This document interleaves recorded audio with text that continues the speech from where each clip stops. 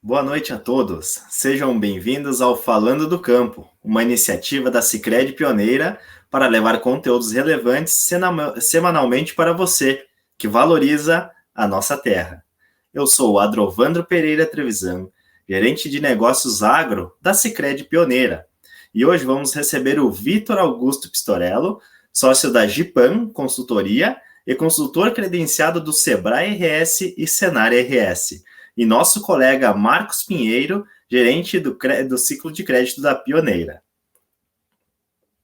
Reforço o convite, então, para vocês também curtirem nossas páginas e compartilharem o conteúdo que interessarem mais a vocês, através do www.sicredipioneira.com.br/agro. Para ter mais acesso ao nosso conteúdo sobre o agro, você também pode participar do nosso grupo do WhatsApp e Telegram, para receber conteúdos diretamente no seu smartphone.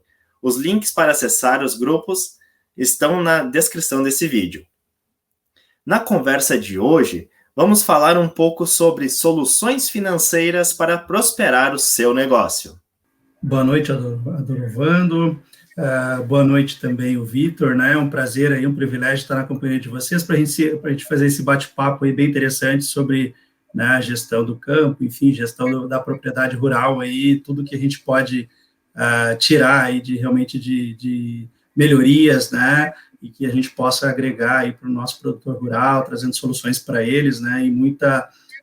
E neste momento, trazendo o Vitor aqui, falando muito da consultoria, né, que é um aspecto que a gente vem trazendo cada vez mais dentro da cooperativa, né, que a gente possa realmente agregar, né, valor com as consultorias ao nosso produtor rural.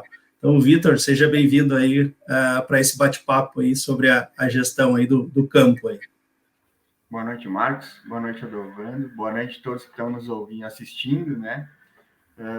Sim, a nossa ideia, então, hoje é passar um pouquinho de algumas ferramentas, né, do processo de gestão que é importante para o dia a dia do produtor e que faz total relevância lá na propriedade. Já quero agradecer também antecipadamente o convite do Sicredi em poder estar participando aqui. E como o Marcos falou, então, a nossa ideia é fazer um bate-papo com vocês, que vocês possam sair dessa noite aqui com algo a mais para poder melhorar a gestão do dia a dia de vocês lá na propriedade. Legal. Adrovando e Vitor, né, eu vejo que a questão hoje realmente da gestão financeira, né, numa propriedade rural é um dos aspectos vitais aí realmente para a gente poder trilhar um caminho de sucesso para o produtor rural, né? Como vocês percebem que o que vem acontecendo hoje no dia a dia? O produtor ele vem buscando esse aspecto da gestão, está presente no dia a dia dele, que ele precisa melhorar esses aspectos de gestão, pela vivência, pela vivência que vocês estão tendo, né, no dia a dia. Vocês percebem que há uma movimentação nesse sentido? Bem, pelo nosso trabalho que a gente vem desenvolvendo em gestão com o produtor rural, né, já fazem 10 anos que a gente trabalha nessa área, a gente percebe que o profissionalismo do produtor vem evoluindo nessa parte, né? Porém não com a mesma dinâmica e a mesma assiduidade que vem no profissionalismo da produção. Talvez hoje falte um pouco ao agricultor o entendimento, né, que esse processo de gestão é um trabalho fundamental no dia a dia deles, para eles conseguirem medir o resultado, medir o desempenho, né, e não avaliar a sua propriedade somente através do desempenho produtivo. Muitas vezes a gente acaba tendo um bom desenvolvimento produtivo, né, um bom desempenho, uma boa produtividade, né, uma boa renda até isso gera, mas o nosso desempenho financeiro e econômico da propriedade acaba sendo comprometido, porque nem sempre a gente tem o melhor desempenho produtivo atrelado ao melhor desempenho de resultados financeiros e econômicos, né? E isso a gente tem condições de estar ajustando com o produtor no dia a dia com ferramentas muito simples, né? A gente passa a dizer para eles que é tão importante quanto ele saber a quantidade de adubo que ele coloca numa planta, é saber o quanto esse adubo custou para ele no dia a dia e quanto isso interfere no resultado final, não só da produtividade, mas no resultado de retorno desse investimento que ele faz todo ano na cultura dele, né? Então, é importante o produtor pensar que administrar, gerenciar todo esse processo financeiro da propriedade dele tem a mesma importância dele estar lá cultivando o dia a dia da sua produção, né? E Adrovando, e na tua experiência, cara, aí no dia a dia, visitando associados, né, como te parece, assim, o pessoal vem buscando esses aspectos de gestão para poder melhorar a sua produtividade no dia a dia, o produtor, nosso associado, a Sicredi Pioneira, vem buscando ampliar essa visão? Olha, Marcos, eu tenho percebido que os agricultores eles estão cada vez mais por dentro das tecnologias, então tentando se adaptar cada vez melhor. Por vezes eles não conseguem ter um acesso à tecnologia, computador, mas eles têm o caderninho de campo deles, que eles conseguem ir se mapeando, ou até mesmo os seus cadernos em casa que vão fazendo suas próprias anotações para o controle dos seus gastos também, e sempre procuram mostrar para a gente o quanto estão organizados. E isso deixa o nosso dia a dia cada vez mais tranquilo um pouco, porque a gente fica observando que eles estão preocupados também com o seu fluxo de caixa, né? E isso é muito legal. Muito bacana também ouvir o Vitor falando sobre essas parcerias que tem. Então, e muitas vezes os associados ou agricultores, eles não sabem dessas ferramentas e tecnologias que eles têm disponíveis e que eles, de repente, poderiam estar procurando a parceria também da Embrapa, Senar, para poder ir tá resolvendo essa situação com eles, né? Mas eu percebo que existe sim esse movimento entre os associados e eles vêm cada dia mais tentando se desenvolver, principalmente os associados que têm os filhos trabalhando na propriedade junto.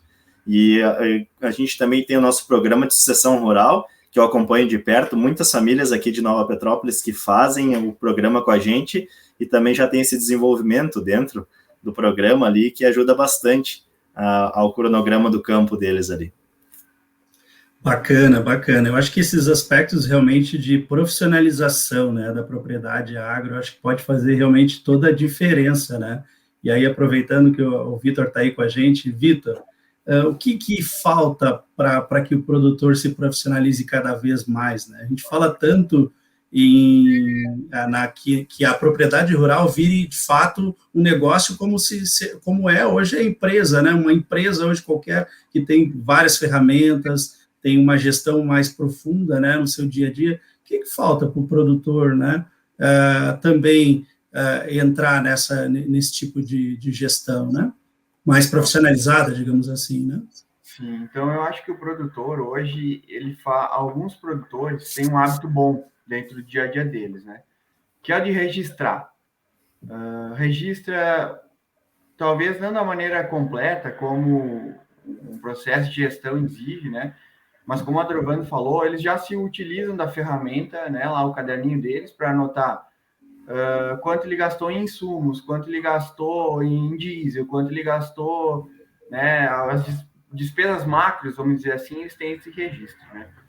Eu acredito que o primeiro passo para profissionalização é nós organizar esses dados, né, melhorar o número de dados coletados, o número de registros, né, o que eles anotam, para nós começar a implementar nas propriedades o fluxo de caixa.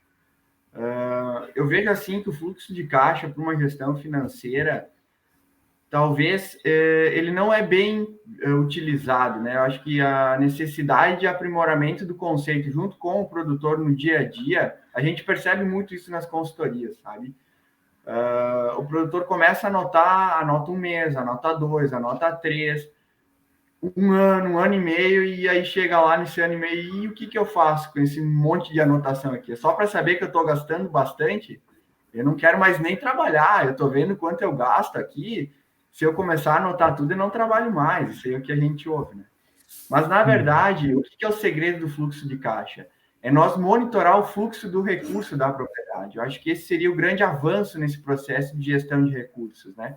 É eles poderem enxergar, assim, a projeção de receita baseado com a projeção de despesas deles, enxergar que lá no período de setembro, de julho, conforme a propriedade, ele vai ter uma prestação de investimento para pagar, ele consiga projetar as vendas em cima disso, né? Que ele consiga projetar os pagamentos dele, que consiga ter uma segurança financeira melhor, né, dentro do período que ele trabalha.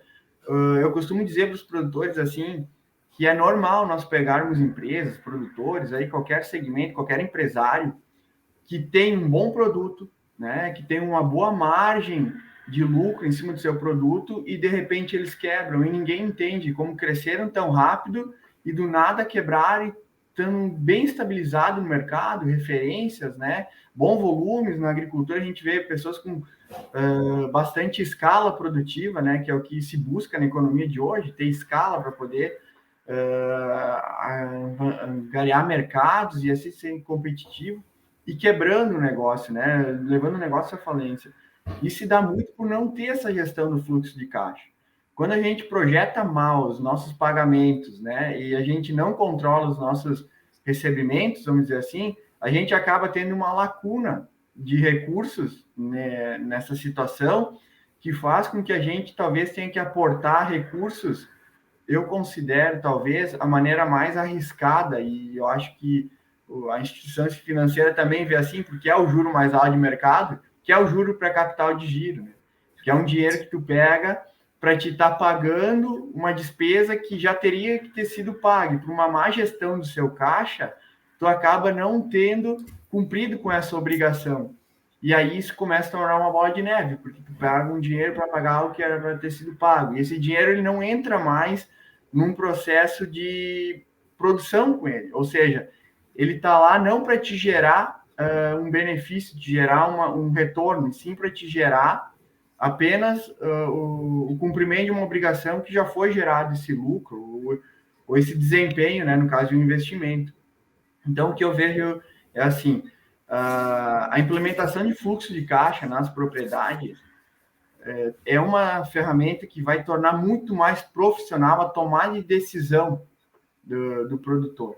Né? Claro que isso a gente vai atrelar a um custo de produção, né? A gente vai atrelar na área de investimentos, a gente pode evoluir para um balanço patrimonial, mas sem ter um fluxo de caixa dentro da minha propriedade, eu não consigo organizar os meus recursos, distribuí-los de maneira eficiente no meu trabalho, e aí acaba que eu tenho que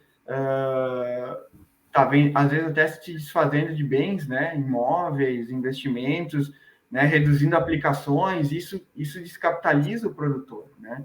E num momento como esse que a gente está, que a economia teve uma alta de inflação, esses recursos que a gente tinha talvez como segurança, e o produtor trabalha muito com isso, né? Uma boa reserva de caixas, e muitas vezes assim, como segurança. Essa reserva de caixa hoje, ela perdeu valor, né? O produtor não tem o mesmo poder de compra dessa reserva de caixa que ele tinha o ano passado, não precisamos nem ir longe, na safra passada.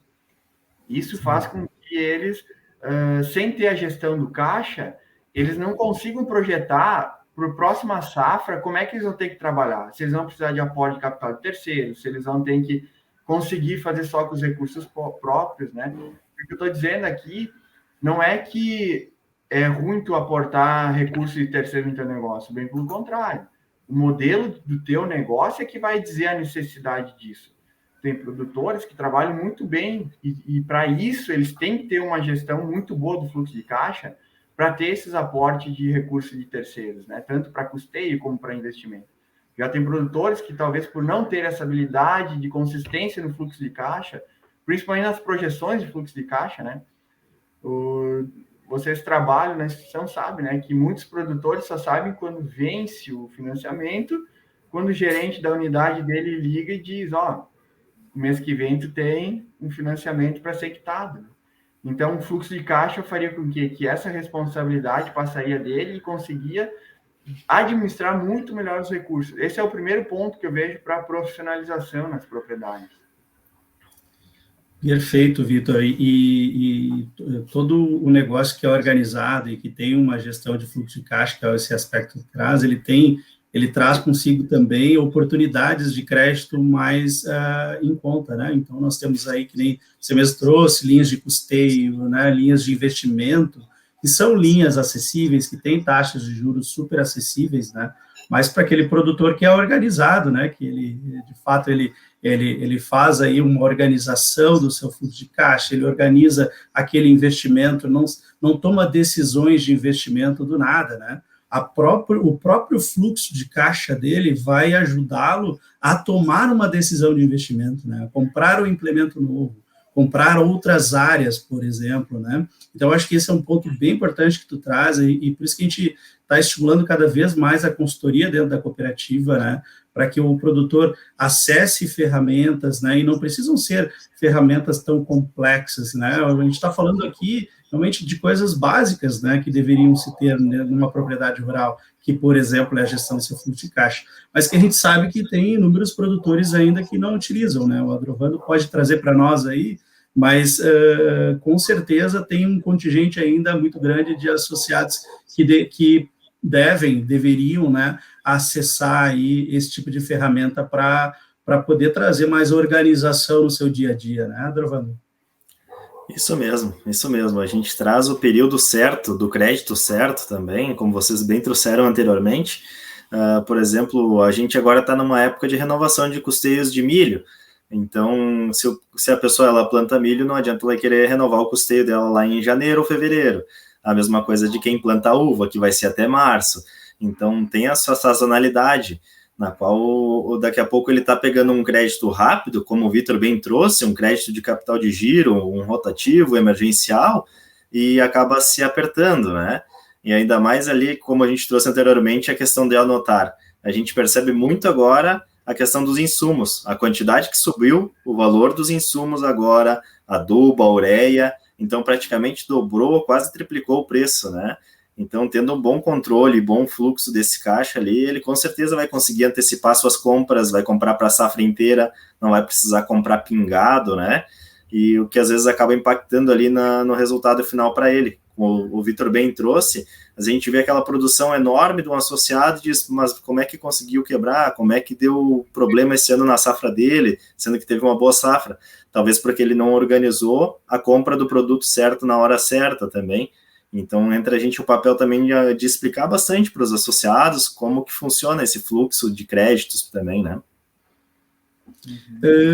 E, Vitor, e o próximo passo, depois aí de uma boa gestão de fluxo de caixa, né? O que vocês na consultoria indicam aí para esse produtor que já deu esse passo, então, conseguiu, né, começar lá a anotar, de repente até está usando até tecnologias, planilhas, enfim, e quer avançar, né? Quer ir para um próximo estágio que também seria importante para ele. Bom, essa questão da tecnologia, eu costumo dizer assim que a melhor tecnologia é a que te dá mais retorno. Então, se no teu negócio é um software de gestão, é um software de gestão. Mas se no meu negócio é um livro caixa que eu compro de R$10 numa livraria, essa é a tecnologia que eu tenho para fazer a minha gestão de fluxo de caixa, né? E o próximo passo que eu vejo é assim, bom, agora que eu sei o quanto eu tenho de saídas, né, ou aonde está indo o meu dinheiro, agora eu tenho que dimensionar os meus gastos, né? Então, o próximo passo é eu calcular o meu custo de produção dentro da propriedade. Tá? Então, calcular o custo de produção, nem que seja o custo operacional, ou seja, o custo básico que tu tem para produzir. Tu já começa a enxergar desempenho financeiro no teu negócio. Porque até então, o saldo do caixa, que é uma confusão que se vê, não é resultado. Esse não é teu resultado. Teu resultado é como tu teve desempenho relativo ao que tu investiu para produzir, né? E relativo ao preço que tu praticou na venda, tua receita, essa diferença tu começa a ter como resultado. Nós começamos sempre a trabalhar de uma maneira mais simplificada para o produtor, para ele ir evoluindo. Tá? Então, eu gosto de trabalhar no início com o custo operacional dele. Eu englobo lá todos os insumos defensivos, né, herbicidas, adubos, toda essa parte de insumos. A gente coloca horas máquinas, então já induzimos o produtor a analisar o quanto é o valor hora do seu equipamento, né? Por quê? Porque lá na frente, no investimento, até hoje de manhã mesmo estava atendendo um produtor e falando nessa área com ele, né? Quando eu sei que eu tenho que substituir um trator, por exemplo, na minha propriedade, né? Vou analisar o meu custo dele. Vou ver todo o impacto que o custo dele tem no meu custo de produção. É isso que eu tenho que avaliar. Né? E uma das coisas que a gente não pode esquecer no nosso custo, que é de fundamental importância, e talvez é o índice de maior peso dentro de um custo, tá? Da constituição do custo hoje, é a mão de obra. E o produtor acaba por não monetarizando a mão de obra dele, né? Então, aí a gente tem um cuidado todo especial de colocar para o produtor que a mão de obra dele não é de graça, né? Ele não trabalha de graça. O negócio dele sempre remunera ele de alguma forma. Mas eu não tenho salário. Não tem salário, mas todo mês tu tem o teu rancho, né? Tu tem a tua despesa pessoal. Tudo isso é remuneração do teu negócio. E é importante, na hora de nós calcularmos também o custo, nós usarmos um divisor comum, um denominador comum para comparativos de custo entre as atividades da propriedade. Eu posso pegar uma propriedade que tem fruticultura, tem pecuária de leite, pecuária de corte, avicultura, né? Multissegmentos dentro de uma mesma propriedade, e eu preciso achar uma forma de eu comparar, né, o desempenho dessas atividades. E aí eu costumo dizer para o produtor que o principal denominador comum dele é o bem de maior valor dele, que é o solo. Então, a gente trabalha sempre quantificando por hectares. É interessante saber preço por quilo, preço por litro, custo por quilo, custo por litro, custo por saca. Claro que eu tenho que saber.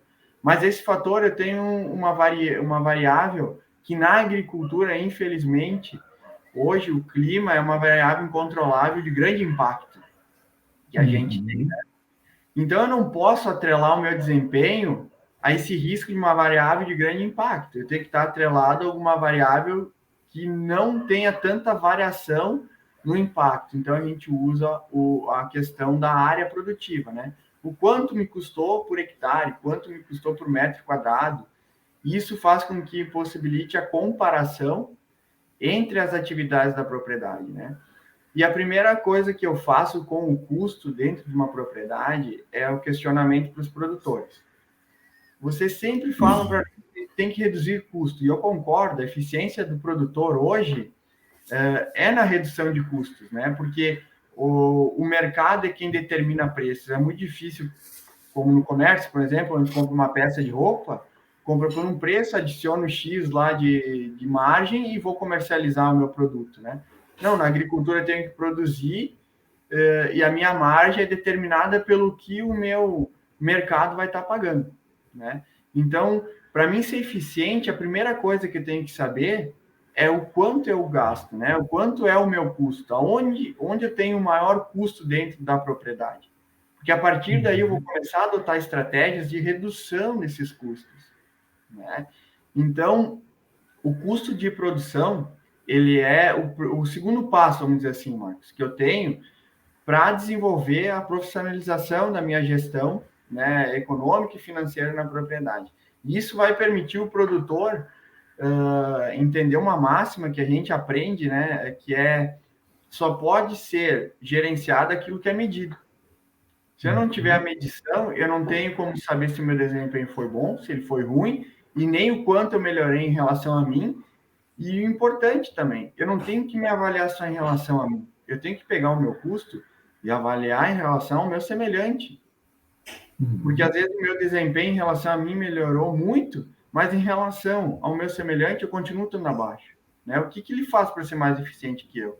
É buscar esse benchmark, essas informações de mercado, para mim usar como estratégia de tomar a decisão. Que aí eu acho que eu vou entrar aqui, Marcos, dizendo que é um terceiro ponto, tá? É eu criar esses dados, né? Transformar essas informações em números, para mim começar a tomar uma decisão de maneira mais sólida. Para o produtor entender aí que está nos ouvindo, é mais ou menos um médico. Quando a gente vai no médico, ele pede os exames para nós, né?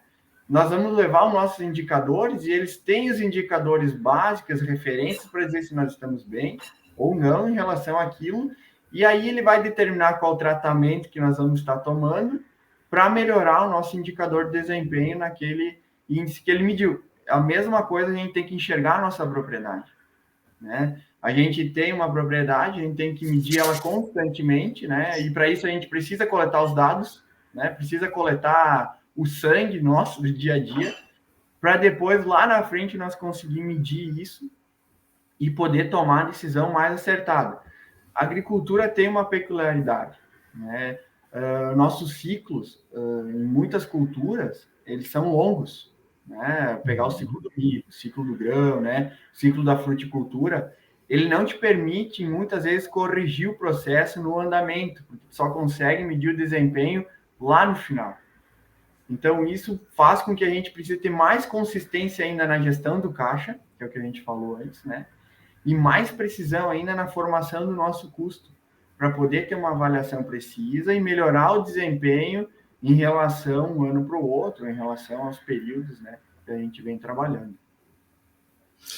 Pegando esse gancho, Vitor, a gente percebe no dia a dia, né, diversos pedidos aí de linhas de investimento, né, para troca de equipamentos, energia solar é uma linha que a gente vem recebendo muitos pedidos aqui, até porque a gente tem uma taxa super atrativa, né, nessa linha e muito em conta mesmo. Então, o pessoal tem realmente demandado bastante esse tipo de alternativa, né?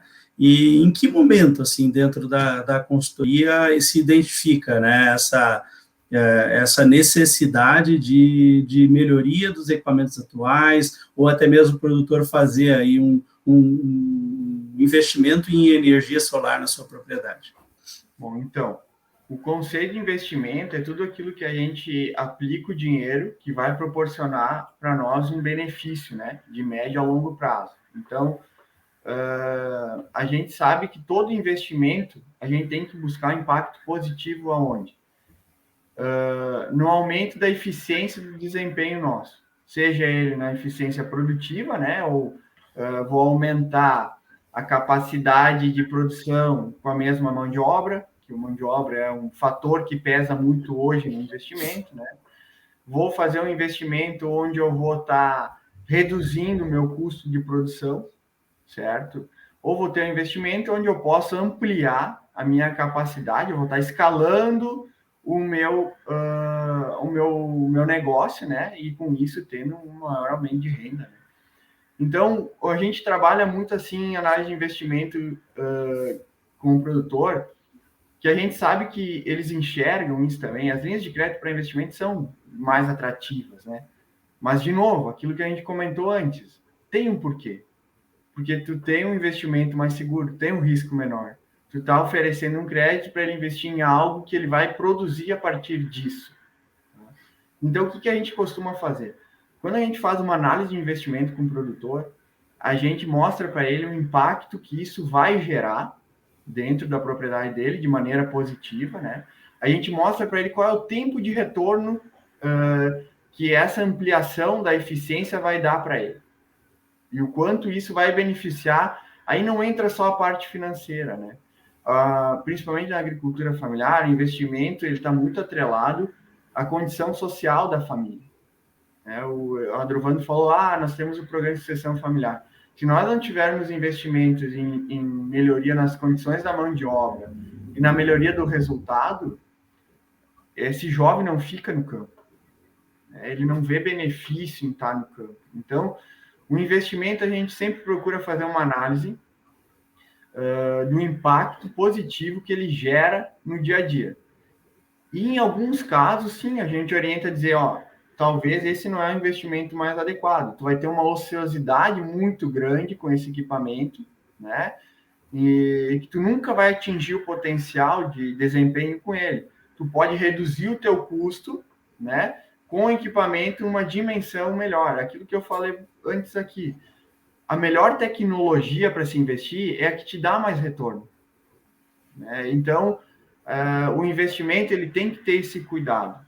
Não é a tecnologia mais moderna, mais avançada, que dê o melhor resultado. Às vezes, a tecnologia mais adequada não é essa. Às vezes, é só a inovação de um processo, uma ferramenta simples que eu investi, eu consigo melhorar o meu resultado. Né? Na verdade, tudo que o produtor faz, ele tem que estar baseado no resultado econômico dele. Então, todas essas ferramentas que a gente vem falando aqui, a gente tem que calcular, né, transformar isso na informação e tomar decisão. Hoje a gente percebe que os produtores investem muito, muito mesmo na mecanização da agricultura. Tudo que se pode mecanizar, estão mecanizando. E aí não entra só equipamentos pesados, né? A gente fala muito em automação. áreas de cultivos onde são irrigados ou cultivos em estufas, né, cultivos protegidos, o investimento e a procura desse investimento, a gente percebe no dia a dia o produtor já mais até familiarizado com termos da automação, né?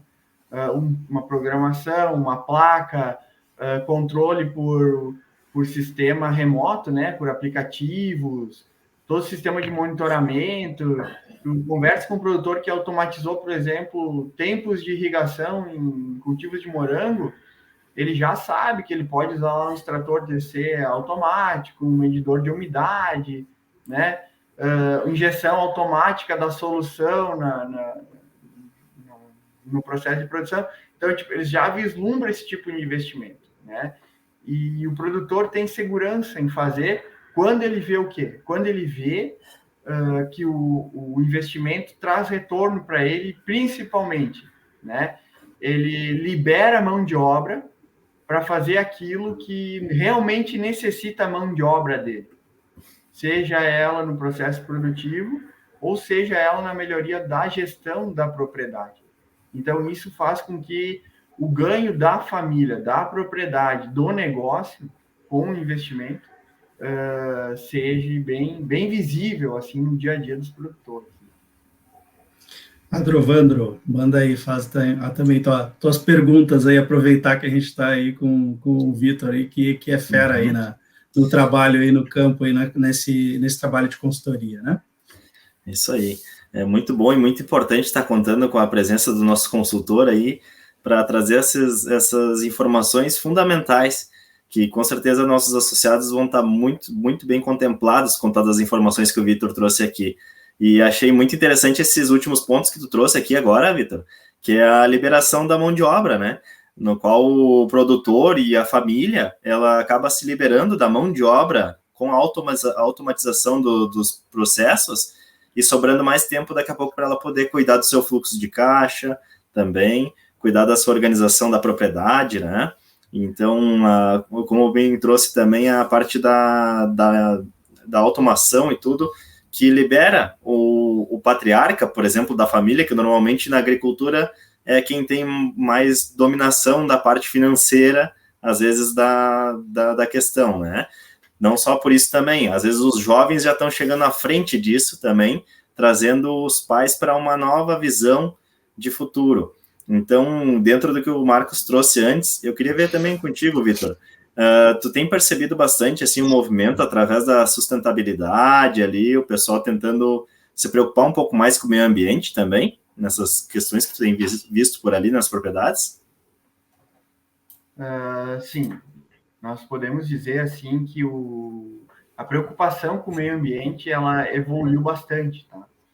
Um dos pontos que a gente pode ressaltar, eu atuo além da área de gestão, tanto no Sebrae como no Senar, eu atuo também nos programas de boas práticas agrícolas, né? Então, uma das coisas que a gente trabalha muito nos programas de boas práticas e dá para ressaltar como impacto positivo na questão do meio ambiente é a construção dos depósitos defensivos, né? Os locais adequados para armazenamentos defensivos dentro das propriedades.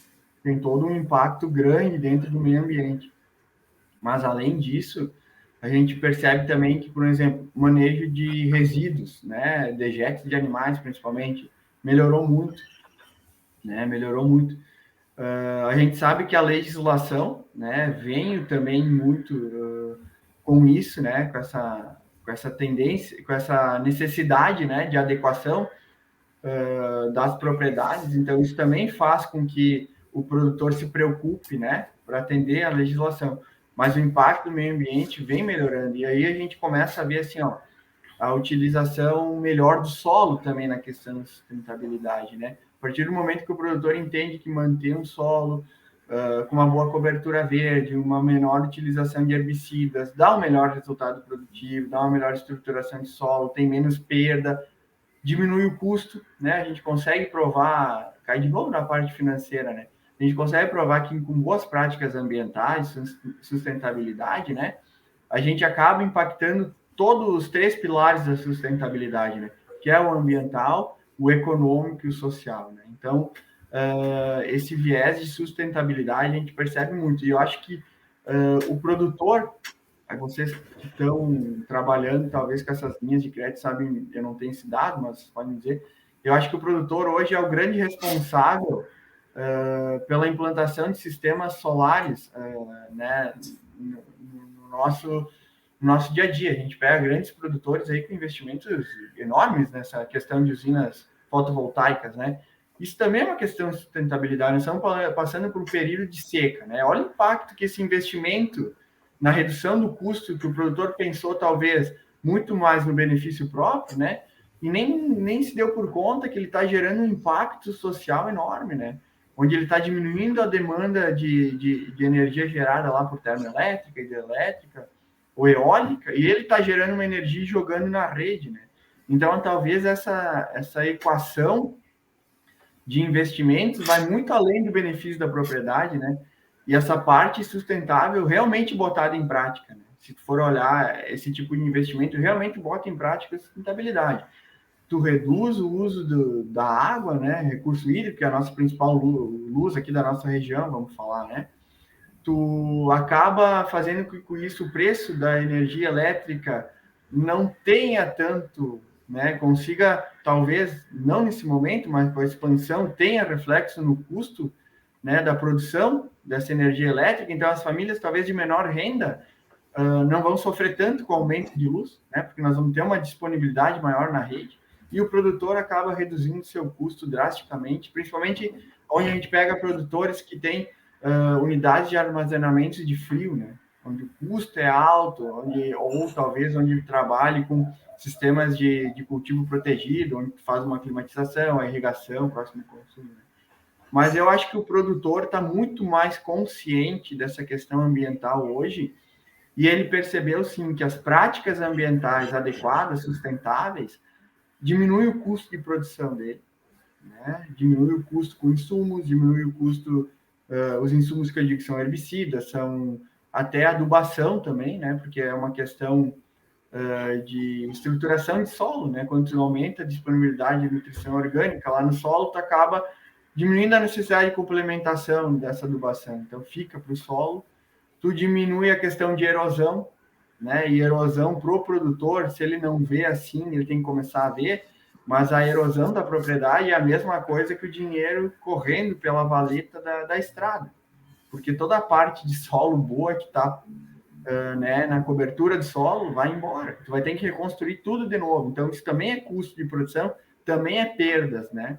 Que as perdas às vezes não são nem contabilizadas no nosso custo. Então eu acho que a sustentabilidade hoje sim vem desenvolvendo de uma maneira muito boa, tá? Talvez o produtor venha com viés econômico na sustentabilidade, enxergando que isso traz um benefício econômico, mas o bom é que isso tem um impacto tanto ambiental, né, como social, quando eles têm essas ações de sustentabilidade dentro do dia a dia deles. Perfeito.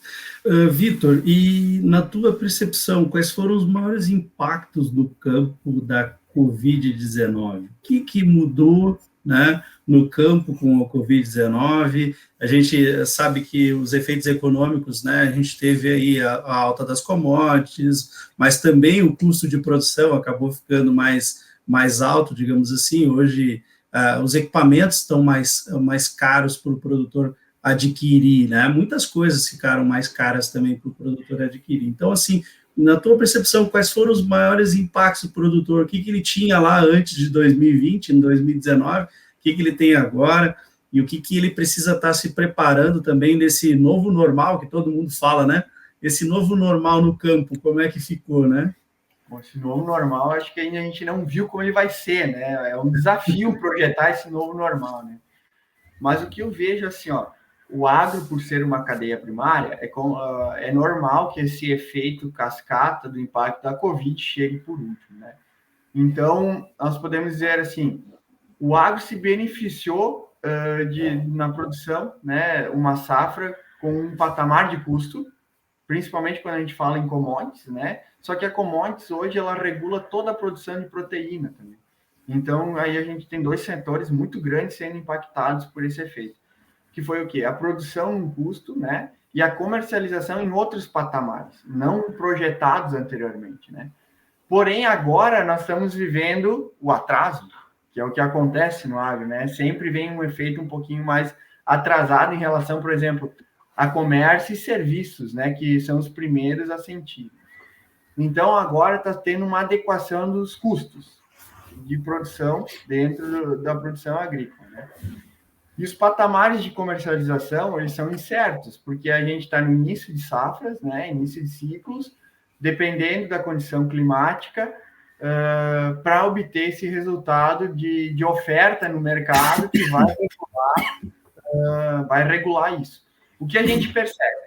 Patamares de comercialização antes da pandemia, de preços, principalmente de commodities, dificilmente eles vão regressar, né? Eles têm tendência à redução, porém, eles não têm tendência daquela redução inicial. Eles vão se manter num patamar um pouco mais elevado, até porque, com a evolução dos custos, se não for assim, nós vamos ter logo aí na frente um problema grande, né, de fluxo de caixa, né, para contemplar toda essa questão. Na produção de hortaliças e frutas, tá? Num primeiro momento se percebeu até um aumento do consumo, né? Bem no início da pandemia, porque o pessoal começou a se alimentar em casa, né? E aí teve esse aumento. Porém, agora está estabilizado, né? Ele teve uma queda, agora ele vem se estabilizando, e a tendência com a reabertura e com essa volta do negócio funcionando, a economia, né? Já está retomando algumas projeções, já está em melhoria de crescimento. Não está ainda em patamares bons, certo? Ela tem muito para crescer ainda, tá? Eu diria que o grande impacto no agro, ele está principalmente na incerteza de como vai ser daqui para frente, né? Porque a economia, talvez, se nós estudar o histórico econômico, né, nós não temos um recorte econômico do que aconteceu durante essa pandemia. E a projeção inicial, teoricamente, se for recortar, seria o quê? Nós temos uma queda na economia, né, queda de dinheiro no mercado, travando a economia e com isso diminuição do consumo em todos os setores, né? E se a gente for olhar, não foi isso que aconteceu na prática, né? Nós tivemos setores que explodiu, o setor de TI, por exemplo, na economia, né? Produção de e-commerce, toda essa questão de aplicativos, né? Isso teve um boom na economia. Nós, se for observar, não tem nem mão de obra hoje para desenvolvimento, certo? Então, foi um pouco na contramão. Eu acho que o maior perigo da economia para o agro com a pandemia, eu acho que é o que está por vir, porque a gente não sabe, quando retomar a economia a pleno vapor, qual vai ser o poder de compra do consumidor. E aí a gente tem uma coisa que é notável, principalmente o consumo de FLVs, né? Frutas, legumes e verduras. O volume de consumo está diretamente ligado ao poder aquisitivo que o consumidor tem. Quando nós temos um poder aquisitivo, uma renda per capita elevada, isso aumenta automaticamente. Porém, quando essa renda ela decresce, a gente percebe logo a diminuição do consumo dessas quantidades, né? Então, isso vai impactar o produtor de frutas, legumes e verduras, se essa renda tiver realmente essa queda no pós-pandemia, o consumidor não tiver o poder de consumo, né? E quando a gente fala em proteína, a proteína também, ela está num patamar elevado devido principalmente a falta dessa proteína, né? O mercado internacional absorve uma boa quantidade, se o dólar alto eleva os patamares de preços também locais, né? E teve sim uma diminuição no consumo dessa proteína, né? Porém, a oferta não teve um sentimento tão grande, né? Porque teve esse escoamento de produção. Então, eu diria que o agro, no pós-pandemia, nesse novo normal, como o Marcos falou para nós, ele vai sofrer pela incerteza, né? Uma, por nós não ter números também das propriedades, né? É muito difícil dizer precisamente qual foi o impacto, né?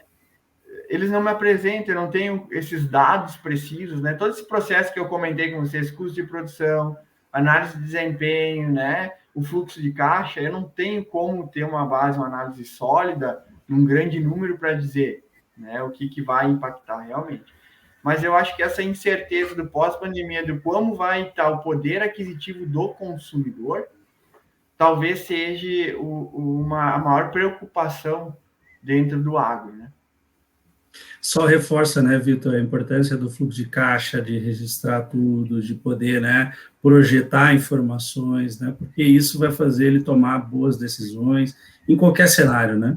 Então, acho que só reforça a importância lá do que a gente vinha falando lá no início da live, né, a importância do fluxo de caixa, de ir dando os passos, né, dessa boa gestão, para que ele possa estar preparado, cada vez mais preparado para tudo isso, né. Eu acho que a gente está chegando no nosso final aí, né? Então, antes de finalizar, eu queria agradecer, né, Vitor, por toda a parceria, né, que tu tens aí conosco, com a cooperativa, né, trazendo aí esse conhecimento para o produtor rural, que é extremamente importante, né, extremamente importante. Tomara que os nossos produtores comecem a evoluir nesse sentido, né? Eu sei que tem vários que já possuem já ferramentas, apoio e tudo mais, mas tem muita gente ainda que deveria, né, acessar isso. Então, a gente está aqui promovendo, né, nesse bate-papo aí, promovendo que o produtor se qualifique para poder rentabilizar ainda mais seu negócio e desenvolver cada vez mais a nossa região, né. Então, agradecer aí, em nome de toda a cooperativa, né, por essa parceria e por ter vindo aqui contribuir com o teu conhecimento aí com os produtores rurais da nossa região. Adrovandro. Isso ali, Marcos, muito bem lembrado, então, e fica o convite para todos os nossos associados e para quem também não é associado, se quiser conhecer um pouco mais das nossas soluções financeiras também, entender um pouco mais sobre cooperativismo, que com certeza isso também ajuda muito a desenvolver as comunidades, né? Então, faço uma pergunta ali para, de repente, fazer um fechamento para o Vitor. Qual seria uma sugestão que tu deixaria, então, para os nossos associados e para os agricultores em geral, Vitor, para eles poderem ter um desempenho melhor de produtividade no campo e fluxo de caixa deles ali? Então, eu acredito que o produtor, tá? Ele tem que começar pelo simples, né? Tudo a gente tem que começar por uma base forte. E a principal coisa para te transformar a tua gestão, né? E implementar essas ferramentas que a gente conversou é a disciplina, né? A gente passa pelo comportamento das pessoas. Criem o hábito de registrar as informações, de anotar esses dados de maneira organizada, né? A maneira simples, a maneira mais eficiente para o teu dia a dia, tá? Que aí vocês vão começar a extrair informações desses dados. Então, o que eu digo é assim, envolvam a família, envolvam a linha sucessória para esse processo, tá? E busque a ferramenta mais adequada para o nível de vocês, para que vocês possam começar a profissionalizar, né? Ou quem já é mais ainda, a gestão, porque o diferencial da propriedade é quem tem os números na mão e consegue mensurar e prever, né, situações desfavoráveis no nosso dia a dia, né? Velejar o vento a favor é muito fácil, agora velejar sem o vento a gente tem que usar o remo, e aí que vem as dificuldades. Se nós não estivermos preparados para usar o remo, nós não vamos conseguir velejar. Então, da minha parte, eu gostaria de agradecer o convite, né, Adrovando, Marcos. Espero que eu possa ter implantado uma sementinha, vamos dizer assim, nos produtores, né, uma pulga atrás da orelha, na importância da gestão financeira, nessa profissionalização do processo financeiro das propriedades, tá? Me coloco sempre à disposição, quem quiser me procurar para me auxiliar, o Sicredi também, que tiver, quando precisar, estou à disposição para auxiliar vocês, porque eu não comentei, né, mas eu sou produtor, sou filho de produtor, sou produtor, e trabalho com o produtor por opção, porque eu gosto muito do produtor, e nada me deixa mais feliz de eu poder fazer uma consultoria e sair da casa do produtor e ele me dizer assim, bah, isso, né, principalmente na área de financeira, isso é o que eu precisava para poder entender melhor o meu negócio. Então, eu deixo aqui meu abraço, o meu muito obrigado e até uma próxima oportunidade, se Deus quiser.